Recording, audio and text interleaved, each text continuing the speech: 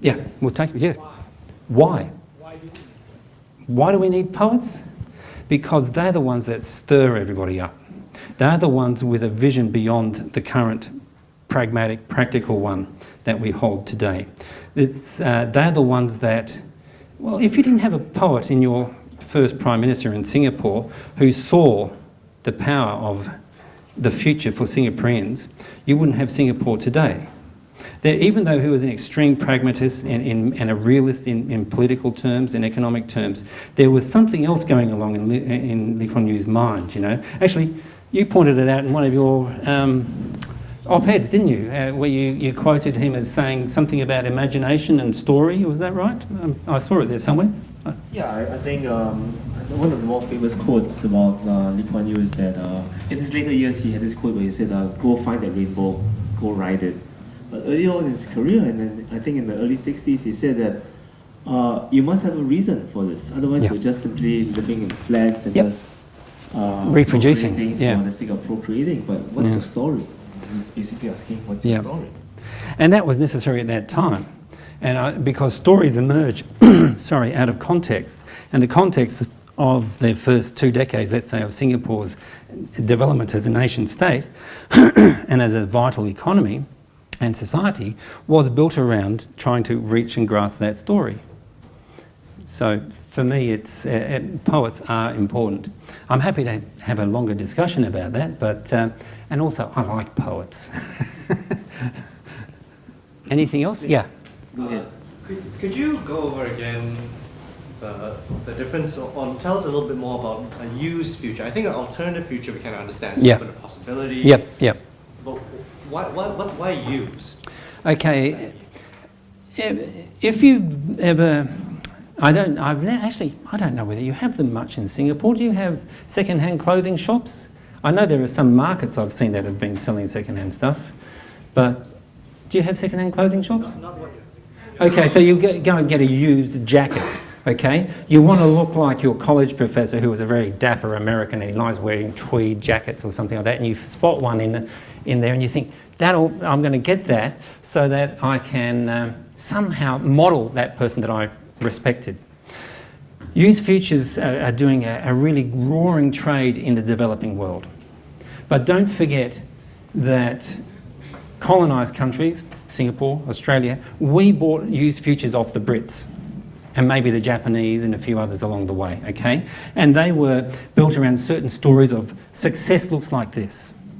Meaning is about wealth and social status and so on. These futures we have inherited in, let's say, our cultural genome. It's in there. But they are not necessarily authentic futures. They're not futures where a people, a society, branch out on their own and experiment in new ways. There are always context, like I said at the very beginning of my talk, and context is important because Singapore's handling of its inherited future has been quite different from Australia's, New Zealand's, or India's, or anywhere like that. But there are still dominant patterns, and if I step back and talk about futures from, in the most holistic way I can, it's about patterns of meaning making. So you inherit a pattern, the tweed jacket that was like your professors, and you take it on because in some way you have been colonised by that image, and you see it as meaningful. Does that help? Yep. Great. Maybe one way to think about it in maybe local terms is same but a bit different. So that makes a lot of sense. This constant recourse to the template, the back of the book answer. What did my forefathers do? What did my grandfather do? Or if that's the try and test it, then perhaps I'll do something similar with a slight twist, variation on the theme. Exactly. Maybe that helps to frame it a little bit. Yep. So that tweaking of the template is what, for instance, happened with the demise of the new basics in Australia. Should be talking to this, shouldn't I? So that was what happened there, because something was tried. It never obviously was allowed to live long enough to actually bear real fruits. There was some interesting outcomes because they researched it quite thoroughly, but it was inconclusive. And because of this rapid speed of globalisation, The people at the top said, okay, this is getting out of hand. We're going to go back to what we know, and we're just going to make it work more. So that's the tweaking with variations. So I just want to walk you through now the kind of logical line that I have just wandered through with you all. So the logic is that policy and its implementation provide deep insights. Okay. Policy tends to be essentialised in those documents that Adrian just went and hid over there, but in fact it's a process-oriented thing. So that's the next assumption. Policy thinking is a way to describe this process orientation. So we think policy, we think never on our own, do we? We're always thinking in either internally in a conversation with people around us or people from the past, okay? Or we're actually thinking in true dialogue. So what happens? So we get tension between the pragmatist and the visionary, okay? Always it's uncomfortable, it's difficult. People, especially people in bureaucracies, tend to feel more, they're more inclined towards order than disorder. Why? Because bureaucracy by its nature is order focused. It seeks to make order out of chaos. In fact, all human civilization, all human social processes have always sought to bring chaos under control to some extent. And the most chaotic thing of all in a society is its citizens. Policy poets and policy managerialists therefore come into play here. And I've drawn them, of course, using a somewhat metaphorical kind of sense, but there's a spectrum there between those 2 points. At one moment, Lee Kuan Yew can be a poet in the early days and a managerialist in the later days. For instance, just one example. We all walk different journeys. Oop, I hit the wrong one. Policy mutations then occur. So we have evolution in the process, okay? Something you can think of as collective learning. Then I gave you the case study of the new basics. All this leads to the next step, okay? Educational intensification prevails over educational revolution. You could call it innovation, you could substitute some other word, mutation, whatever you like. But essentially, we go back to a used future. Back to basics. We all know what back to basics mean. They've been sort of talking about the basics since, you know, the invention of the 3 R's around sort of 1890 or 1900 or whenever some bright spark coined that. Edu-Anxiety frames this debate. There's not trust. There's not enough trust in the system for us to trust that our children will learn, that they will actually be resilient, flexible and open learners in a system that seems to be constantly bound to managerialist goals and measuring outcomes and measuring internal existential value through how well you do in a grade or a test or an exam, you know? So it's rather depressing. So used futures then are closed. They're relics of another time and place. Alternative futures are offered, on the other hand, are open. Surprise, contingency, complexity, yay, let's have a go. Well, let's try something different. So the conclusion then was, the poets sow the stories, but the managerialists manifest them. Poets push the boundaries, the managerialists maintain the boundaries. It's a tension between the two, but a necessary one. It's a very necessary tension. If the managerialists have the upper hand, we have sort of social coma, trance. If the poets have the upper hand, we have chaos, pandemonium, and a lot of mess. Probably a lot of fun too, but I don't think it's fun for everybody, and it's not sustainable. So then I changed the name here when I got here from the other thing. I called them pseudo-scenarios, these 3 playful, or not playful, superficial scenarios that policy poets return, the policy managerialists stay on top, and then we have the middle road, okay? And that was, it's sort of the summary of that walk that I just took you through. Now we can have a real chat, I think. So the concluding thoughts are, this is not rocket science. I didn't do anything special here. I just used a few ideas to help walk us through a process to understand it from a different angle. This deploying some possible new concepts, memes as I call them there, to help understand the policy process from a futures perspective. And remember, the future is about mapping cultural and structural dynamics. It's not about prediction, if you ever thought it was. I probably should have clarified that at the beginning as a futurist, but it's something that we're always having to speak to, isn't that true? Yeah. And so I end with a question, okay? What new stories can we tell for policy? Now it's over to you and us to have a chat together. Thank you. Well, thank you very much, Marcus. I'd like to invite questions from the floor. Let's keep this casual. Yep, definitely. Would anyone like to kick us off? Doesn't have to be a question. It can also be a statement, an observation, or wherever you want to start. Please. Is it possible for policy managerialists to be policy poets at the same time? Is it possible for a policy managerialist to be a poet at the same time? I think it's always possible. We're never singular beings. And it may be that you've been a disciplined policy managerialist nurturing a secret desire to recite Shakespeare or Keats or somebody else and do your own thing. So no, I think you can be both. I mean, why I ask that question is because if poets are about ideals and visions, Yeah. then the managerialists are colonizing the poetry by Yeah. saying that they have the ideals and the visions, and they know what the best ideals and the visions are for society, and therefore they are both sowing Yeah. quotation marks Yeah. seeds of this. They are. The managerialists have a very strong story. You know why conservative governments keep getting back in? Because conservatives only have one story. You don't have to think about it, you know that story. The poets are always arguing. They're always sowing these interesting ideas. And you never know whether they're going to be there tomorrow to carry through type thing. And this is the problem the world over. In fact, there's a wonderful book called Don't Think of an Elephant. Has anybody come across the book Don't Think of an Elephant? Okay. Lakoff. He's the guy who wrote Metaphors We Live By. Don't Think of an Elephant. Basically, he was depressed after George Bush Jr. got back in. He got voted back in and he said, why? So he looked at the metaphors behind the various campaigns and he decided the Democrats were just a mixed up bunch of adolescents. George Bush seemed like he knew what he was on about, and people at that particular moment in history wanted a strong father figure. Okay? Sounds familiar? Okay. All right. Thanks. Anybody else? Please, go Yeah. ahead. When you talk about policy fragmentation, you talk about this idea that you get all the new ideas combining in unexpected and unstable ways, and we talk about policy mutation. Yeah.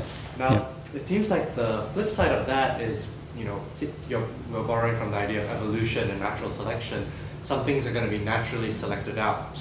Yeah. Something like education, this is really key for each individual involved. If you're one of the unlucky few who got selected out because you were unfortunate to have a bad mutation education, well, what then? Are you just a collateral damage? Yes. I mean, essentially, for those parents in the room, okay, essentially, we have a very interesting, I wouldn't say difficult task, but a very interesting and challenging task. One that often takes a lot of emotional energy to maintain. If you're selecting to try something different, you're going against the dominant narrative. There's always an element of risk there. And that's part of you and hoping that your child is actually going to have a richer, broader, more interesting future than perhaps the present that you're inhabiting.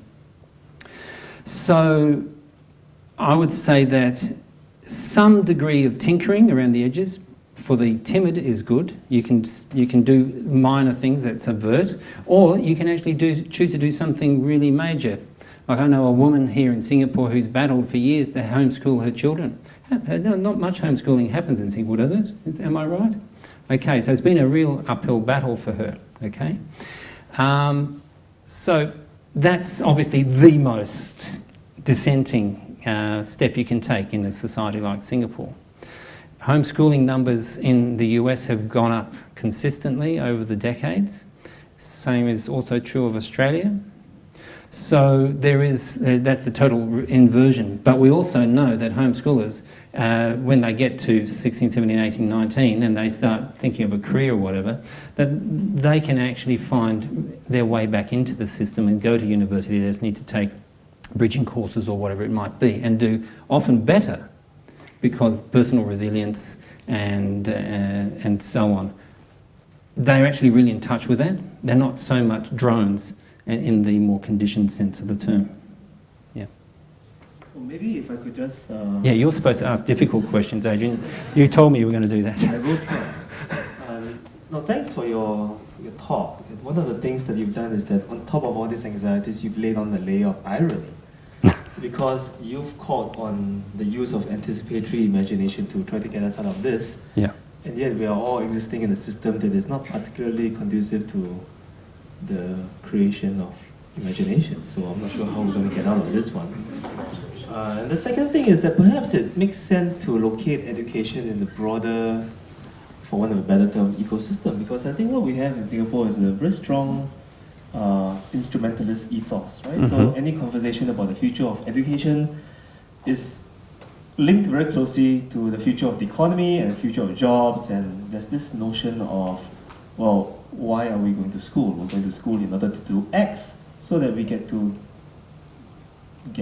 gainful employment and so forth. So that speaks to a very instrumentalist mode of thinking, and perhaps any debate about education needs to take on board the concerns of what prospects are there going to be. Good. Yeah, I would agree. And working backwards, I guess, the instrumentalist nature, education has always been seen by the nation state, or the market state as I would call it now, as an exercise in nation building. So citizens are in a sense, a natural resource. They're another form of resource. In a society like Singapore, which doesn't have to be lazy like Australia, who can just go and dig up more coal or more something, chop down more trees or whatever it is, you are really forced to take education extra seriously because your main resource is your intellectual capital. So that immediately makes a big impact on how education functions here. As I noticed that it's next to the military, it receives the most funding of in government spending. That's extraordinary. We probably spend 1% or something like that in Australia, which is a sad state of affairs, but it's true. Whereas you guys put in about 20% of your GDP into education. It's an extraordinary figure. So that's that one. So instrumentality needs to be part of education. We don't educate just so that you can all go off and sort of leave these sort of lives of the poets, playing classic guitar or rock guitar, or whatever it is, and writing the occasional bad poem. Actually education is what societies have always done in one manner or form, so that we can build coherent systems in which people function and which nurtures the entire collective. Education is not simply about the individual, but after a couple of generations of quality education, we start to notice that there must be something more. This is something that's happening across the globe in all the developed world areas. 1-2 generations on, people are starting to yearn for more freedom. The number of people in higher jobs in Australia that at 45 or 50 drop out or go part-time, is amazing.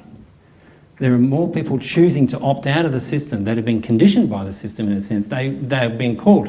So this is a phenomenon that's been really obvious over the last 10 to 15 years. I don't see that happening in Singapore yet. Does it? How many people here have dropped out? Anybody? You've dropped out. Good on you. Sorry, I was also drag racing. Oh, you want to? Sorry, you didn't just drop out. You dropped in. You want to say something? You want to say something? Yes. Please. Well, no. I did raise my hand because I did drop out and I was part of the system until very recently, but I haven't really left the system, still sort of in there. My question, I have a question. May I Sure. ask you? Yeah. As someone who's quite interested in education in general and is quite worried about the Earth's future, about the future of humanity, I find it interesting that we're at a stage where education is perhaps the most easily accessible resource, or it's never been this easy. I do courses on Coursera that are absolutely fantastic on, amazing, on pretty much anything, and it's probably the best quality of education you can get. You know, online you have the world's best teachers giving you topics on anything you want. Yet we're also facing a future that's frankly terrifying. We're looking at, you know, if you don't get the 2 degrees, and most scientists expect that we won't cap it at 2 degrees, we're looking at a completely altered future where mass migration, everything's going to change. And how do you see any trends on how we're going to focus? Because I think the only way you can address that is actually having a fully prepared population, especially in countries like Singapore, where we're really going to be facing the brunt of it, because our neighbors are going to be facing the brunt of it. And here we are, well-organized society, but really, really dependent on all our neighbors. So with that future in mind and the current opportunities that we have at our disposal, do you have any comments on that, or is there something that you think about? It's a really interesting, and it's what I remember an old Indian guy saying, it's a very knotty problem. But it's, I think we are now looking at a different domain for educational discourse, how we talk about education. It's a moral and ethical domain, an area of values now, not of extrinsic and utilitarian type of goals. It's, well, what can education offer in a context where planetary collapse could well occur, or where at least systems collapse, which I pointed to, can, you know, is a reality, a possibility. It's not sort of just a 1% chance. You know, there's 10, 20, 30, 40%, depends on who you ask. And change is going to be forced upon us. Now, interestingly, you know, humanities faced crises like this before, but the collateral damage is nearly always very high. So if we apply foresight in education, it would be to foster some of the less extrinsic things like resilience that Adrian and I were talking about. We were wandering around talking about some of those other aspects. And I know that education can foster areas like resilience because I've worked in schools where we do. But they're much smaller schools, the culture is totally different. So the culture within education will need to shift considerably. We will still need managerialists. Technology will be part of that future, but it's not the silver bullet. Okay, we need new forms of social engagement and relating, so that the siloed nature in which education, where maths is taught there and science is there and language is there or whatever, they need to be broken down to allow the lateral thinking that is going to be required when we actually meet these challenges. Beyond that, it's your guess as good as mine, really. But I'm not pessimistic about education's possibilities to actually help us meet those challenges. I'm more pessimistic about the number of managerialists rather than poets that we have driving the ship at the moment. Yeah. Yeah. So coming from an alternative education space, I am interested to hear what you think about some of the alternative spaces that are out there, or the schools such as Torrens University in Adelaide. There's Think Creative in Amsterdam. Yeah. There's Nomads. There's, you know, a variety of these alternative learning spaces, and then also the micro bite-sized learning, more on an individual sort of experiential base versus on an online. Obviously, we've got Coursera and all the online learning, but we've sort of moved from that MOOC side to how do we create new learning spaces. Sure. I'm just keen to know, especially in Australia, you know, it's still a little bit quite new over there when it comes down to Torrens. Yes, that's new. Whereas in Amsterdam and more Scandinavian established, countries, yeah. there's still a lot more of that. And what do you see that as changing, you know, the face of education, but also potential for changing policy? I think these sites are extremely important sites of educational innovation. And I'm not just thinking at the tertiary level, I'm thinking all the way down, whether it's you choose to send your kids to a Montessori or Steiner or just some school that has no particular ideological basis. Because it's, historically you could say, when we look at cultural change doesn't generally occur in the centre of a culture. It occurs on the edges, on the fringes, and then they come to the centre. And that means that a lot of the experimentation, and there are many around the world, it's amazing how many experiments are going on. You know, in the little state of Orissa in India, for instance, there are 600 integral schools based on the philosophy of Sri Aurobindo, for instance.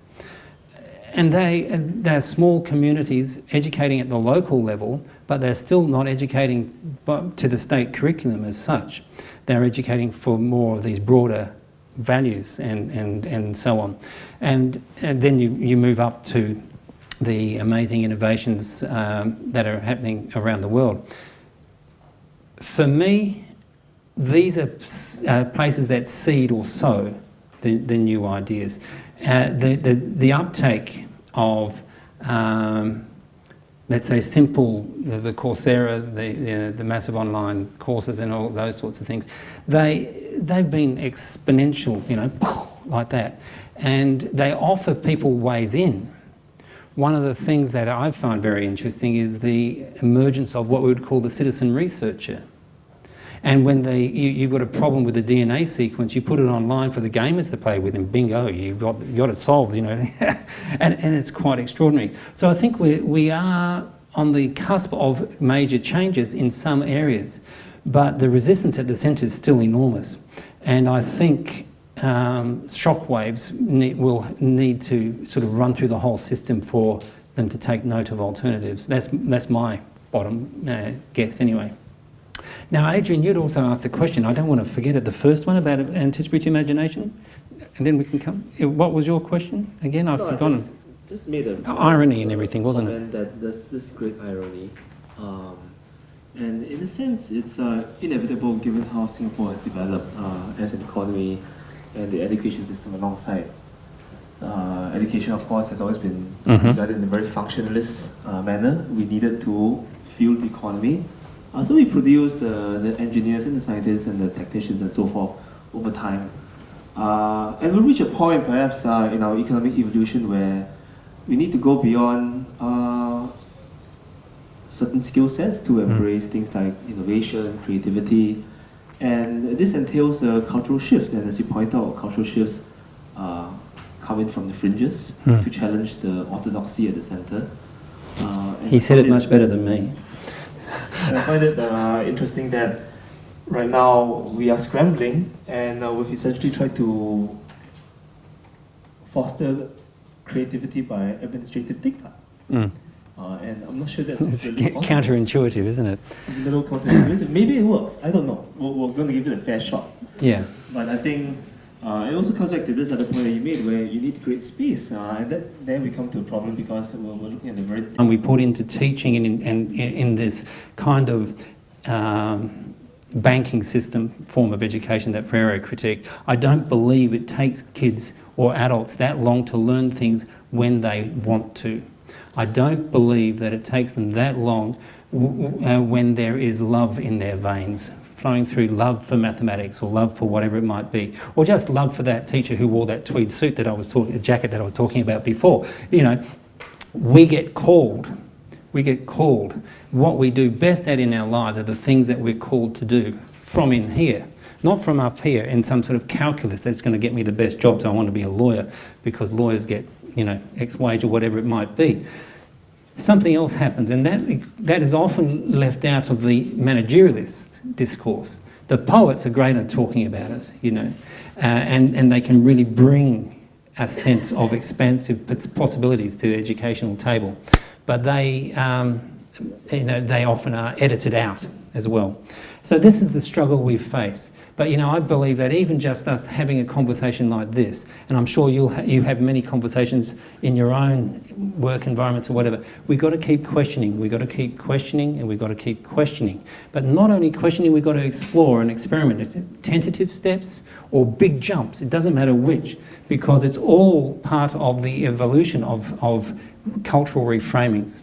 And culture only changes when we do. We can't look anywhere else for that. And one of the things, of course, about authoritarian educational regimes or political regimes or economic regimes is that we've been disempowered. So the very first thing you take back in education is your right to learn on your terms, You take back the right to not have to live up to their story, but to the right to actually find a story that can live up to you. Because the human potential is immense.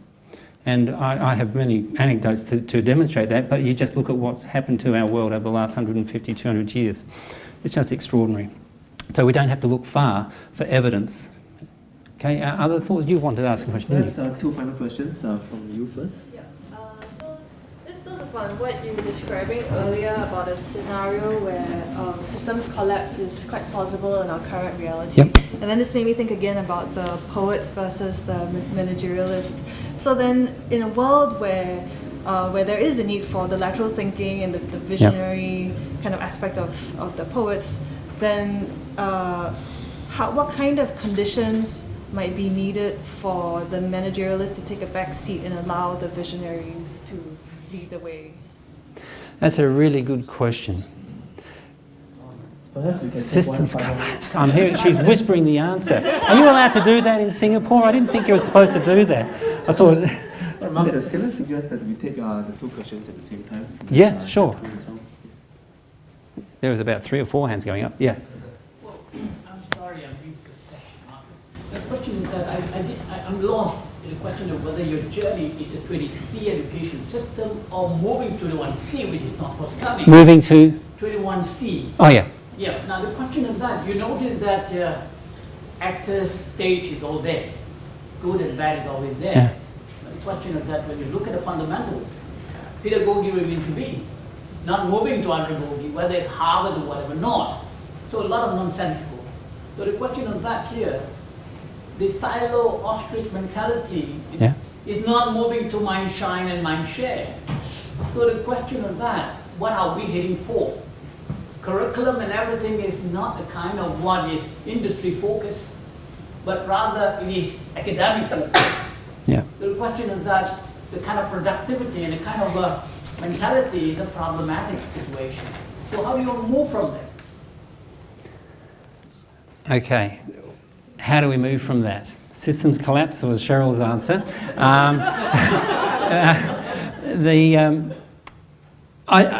For me, social change has always been incremental, though it speeds up. There's accelerations at different times. There are rupture points in human social and cultural history that we can identify in the past. We can identify them as coming every 5 to 10 years at some level, either in industrial technologies or in political revolutions and so on. These rupture points often create a void in which a used future returns. I don't know if you're here for the used future bit, but because really what we are really good at is knowing what we don't want, but we're not really good at knowing what we want, beyond the don't want. So what we happen is we have revolutions that create vacuums. We need to work really, really hard on being clear about what we want.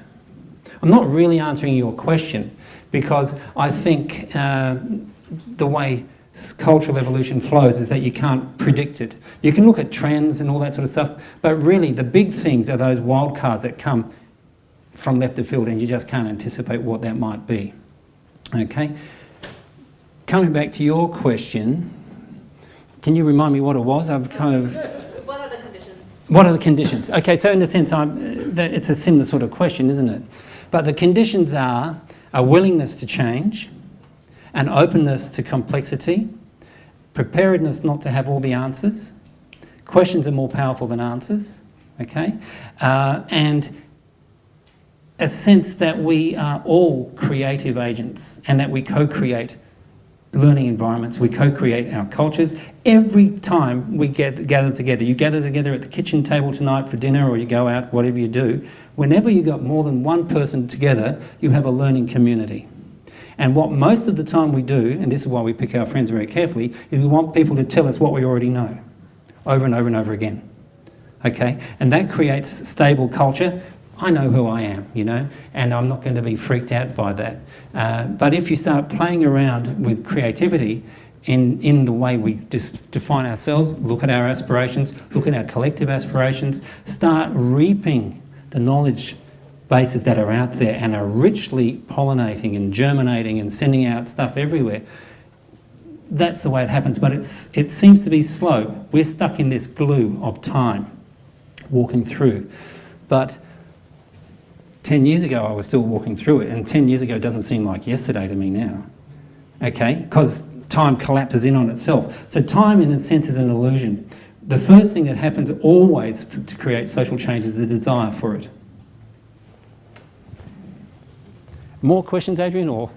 Look at them. Maybe one last one. This lady over here has been waiting for ages. Have you been waiting for ages too? Okay. Okay.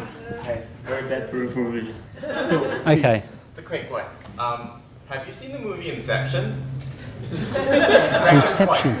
No. Is that oh, okay. My question was going to be, if I gave you the magic power to insect any idea into any group of human beings in the world, what would that be? Who would they be, and what would that idea be? Magic power. That's a very interesting one. I think it would be a deep sense of what it means to be connected to everything in the universe. There's that other movie about that girl whose brain sort of goes, she takes some drug, doesn't she? And she, there is a movie. It was, yeah, I think that's what it would be, because when we're aware that we're all connected, morality, ethics, values, they all get totally inverted, and we can't live in a system like the one we live in.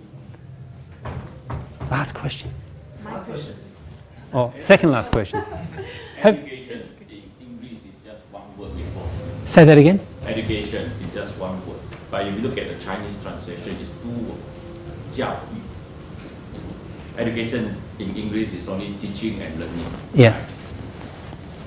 教育, the two part of it is teaching, learning, and also the nurture of the person. Uh-huh. So all the policy making of what?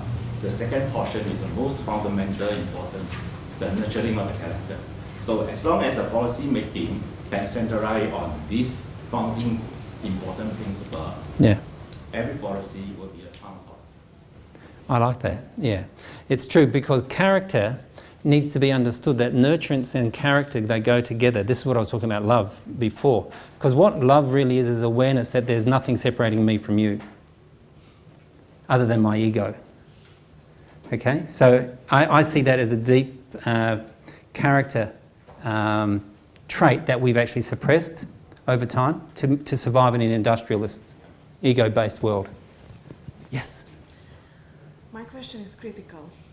Is that okay? I love critical questions. Do you like my shirt? I'm very open-minded when it comes to shirts. Good. But when it comes to the social sciences, I'm mildly obsessed with the idea of social capital. Sure. And when you talk about pragmatist and visionary policy making, of course we can think of a central bureaucracy, MOE in Singapore. But if I read the trends correctly, in many Western countries, increasingly you see the private sector growing. Yeah. Now, in the private sector, parents are really the ones who are pragmatists or visionaries. They are the ones who often initiate, establish these schools, or they are the ones who can, decide to send their children there. Now, once parents are in the equation and they have such a strong role, social, cultural, and economic capital becomes a decisive factor. Absolutely. in making that child go through one system or another. And based on what I know of social capital, it reinforces itself. Yep, it does. So, I'm from Hungary. In Hungary, you mentioned Montessori. Yeah? My parents would have never dreamed sending me to Montessori because that's where the rich kids go. Yeah. And now, someone from the upper middle class is still going for Waldorf and Montessori and private universities. Elitist schools. Yeah. But it's not a choice for everyone. No. Yeah. So maybe when we read, the future of education, it's really about those structural factors which you mentioned at the very end of your talk is what we should also talk about a bit more. Thank you. Yeah, it's very, very true. Social, economic and cultural capital, they seem to be amassed by a few. I agree 100% that the Montessori and Waldorf schools are elite schools. The schools I described in Orissa, You can basically attend those schools for free. So not all alternatives are middle class romantic getaways, okay? Which is, you could say, of Steiner and Montessori for sure. So how do we deal with this? Well, I think it comes back to ethics and how that gets worked through in society. I noticed that in all educational documents, this issue of access is really, really important in the rhetoric, not the reality, okay? Because we have a class-based, caste-based system that we live in, and that's a tragedy.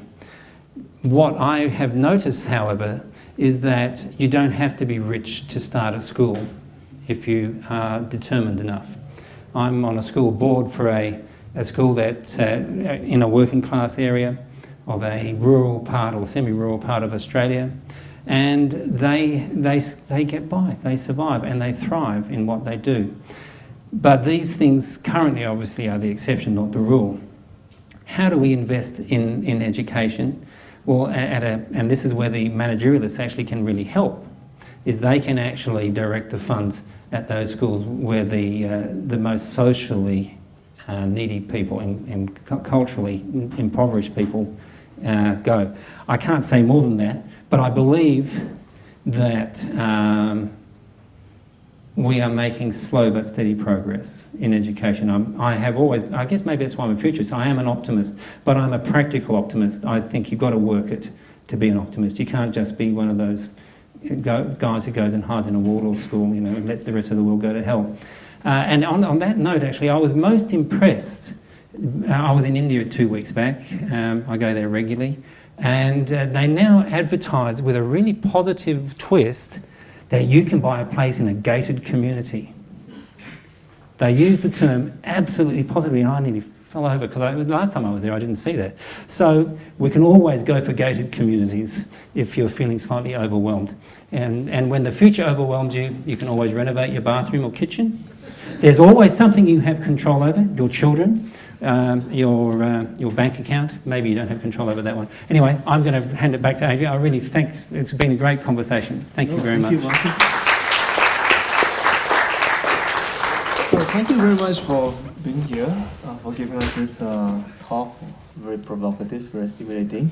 If we go away remembering nothing other than policy poets and policy managerialists, that would be great. I would throw one more thing. Perhaps you need to broker between the poets and managers. Perhaps you need policy jesters. A jester is a very good one. I like that. So thank you very much. Thank you all for being here. Thank you all for your questions. Hope to see you again. Before you leave, I just want to make mention that the Lee Kuan Yew School is starting a modest futures project. We're looking at a range of issues, including the economy, mobility. We're addressing education today. That little part are not policy papers. A historical perspective. These are instead case studies produced by our case studies unit on Singapore's productivity challenge. And you all know that the Committee for the Future Economy has been convened, and they're starting to ask questions on how do we prepare for the future, how do we jack up productivity, how do we increase innovation, and perhaps this case study that we produce can shed some light on why we've been asking the same questions for the last 40 over years. So please take a copy before you leave. And also do visit our website, because we're also running an economics essay writing competition responding to some of the questions raised by this case study. So that's it from me. Thanks again, Marcus. See you again soon. Yeah. Thank you all.